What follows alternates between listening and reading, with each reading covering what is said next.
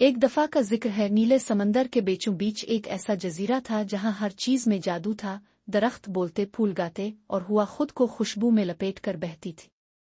इसी जजीरे के साहिल पर तूफान के बाद एक नन्ही बच्ची एक टूटी कुश्ती के टुकड़े पर तैरती हुई आई, जिसे जानवरों ने अपनी पनाह दी। एक बोलने वाला मोर, एक मेहरबान पांडा और एक चंचल छोटा हाथी इस बच्ची के सबसे करीबी दोस्त बन गए। बच्ची का नाम रोजीला रखा गया और वो कुदरत की गोद में पली गीतों की खुशबू में परवान चढ़ी। रोजीला जानवरों की जुबान समझ सकती थी और जब वो गाती थी तो पूरा जंगल एक राग बन जाता था। इसका दिल हमेशा ये जाने को बेचैन रहता कि वो कहाँ से आई, कौन है, और उसके ख्वाबों में जो महल आता है वो क्या सच है। एक दिन एक बादशाही जहाज एलारिया जजीरे के साहिल पर आन लंगरंदाज हुआ, जिसमें शहजादा इलियान सैर पर निकला था। इलियान ने जब पहली बार रोजीला को गाते सुना तो इसे लगा कि ये आवाज इसकी रूह में कहीं गूंजती है, जैसे एक खोई हुई याद। रोजीला और शहजादे की मुलाकात फितरत की गवाही में हुई और दोनों के दिल एक दूसरे की तरफ खींचने लगे। शहजादे ने इसे सल्तनत में आने की दावत दी ताकि दुनिया इसकी सलाहियत और रोशनी को पहचाने। रोजीला ने अपने जानवर दोस्तों के साथ अलविदा कहा और नया सफर शुरू किया, ख्वाबों और आजमाइशों की तरफ। सल्तनत में पहुंचकर रोजीला को नए लिबास, ज़ेवरात और शाही आदाब सिखाए गए, मगर उसका दिल अब भी नंगे पांव जंगल में दौड़ने को तड़पता था। महल में लुसियाना नामी एक रईसजादी भी थी जो शहजादे से मंसूब थी। गुरूर, हसद और चालाकी इसके ताज का हिस्सा थे। लुसियाना ने रोजीला की मासूमियत को खतरा समझा और जल्द ही इस पर जादुई झूठे इल्जामात लगाना शुरू कर दिए।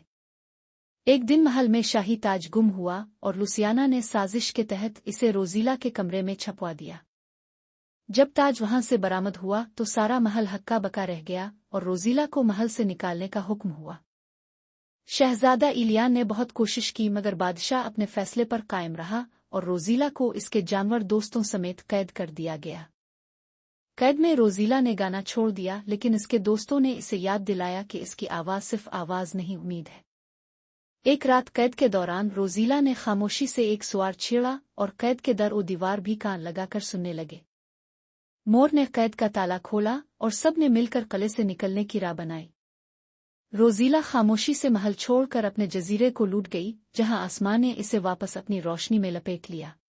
जजीरे ने रोजीला का इस्तकबाल फूलों, गीतों और तितलियों से किया, जैसे एक मलिका अपने ताज के साथ वापस आ गई हो। मगर रोजीला का दिल अब भी अधूरा था। मोहब्बत, एतमाद और सच्चाई की कहानी अभी मुकम्मल न थी। उधर शहजादा इलियान को लुसियाना की असलियत का अंदाजा इस वक्त हुआ जब लुसियाना ने इसे कंट्रोल करने की कोशिश की। शहजादे को रोजीला की गूंजती आवाजें याद आईं, इसकी बेलौस मोहब्बत और उसकी कुर्बानी। इसने महल के कुतुब खाने से तहकीक की और एक पुरानी कहानी में पाया कि रोजीला दरअसल खोई हुई शहजादी थी, एक बादशाह की बेटी जो बचपन में तूफान में गुम हो गई थी।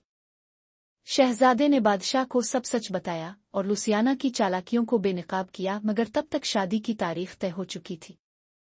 शहजादे ने सारी दुनिया में रोजीला को ढूंढने के लिए कासिद रवाना किए, मगर कोई खबर न मिली। दूसरी तरफ रोजीला ने एक जादुई गुलाब लगाया था जो सिर्फ सच्ची मोहब्बत पर खिलता था, और एक दिन वो गुलाब पूरी आबोताब से खिल गया। उसी दिन एक परिंदे ने शहजादे का पैगाम लेकर रोजीला को दिया, जिसमें लिखा था, तुम जहां हो मैं तुम्हें पुकार रहा हूं। रोजीला ने फैसला किया कि वो वापस जाएगी, मगर अब वो कमजोर नहीं, एक बावकार शहजादी बनकर वापस जाएगी। शादी के दिन लुसियाना सोने के लिबास में महल के सह में आई, मगर इलियान की आंखें खाली थीं। तब दरवाजे से रोशनी का एक हाला दाखिल हुआ, रोजीला नीले ताज, चमकते लिबास और एतमाद से भरपूर आंखों के साथ। मेहमानों ने सांस रोक लिया। बादशाह ने खड़े होकर इसे देखा और शहजादा इलियान का दिल जैसे मुकम्मल हो गया। रोजीला ने कुछ न कहा, सिर्फ एक नगमा छेड़ा, मोहब्बत वो है जो लूटे भी तो गुरूर ना लाए। हर दिल पर लर्जा तारी हो गया और बादशाह ने इसके सामने सर झुकाकर मुआफी मांगी। लुसियाना महल छोड़कर चली गई और रोजीला ने शहजादे का हाथ थामकर कहा, अगर ये सच है तो हम एक नए सफर पर चलते हैं। शहजादे ने इसके सामने घुटने टेके और कहा, मैं सिर्फ रानी नहीं चाहता, मैं वो दिल चाहता हूं जिसने मेरा दिल बदला। शादी की तकरीब जजीरे पर रखी गई, जहां दरख्तों पर रोशनियों के हार, समंदर में चमकते कनवल और फिजा में जुगनुओं के रक्स ने जादू बखेर दिया। शहजादा इलियान और शहजादी रोजीला ने एक दूसरे से अहद किया, मोहब्बत, सच्चाई और नरमी के साथ दुनिया को बदलने का।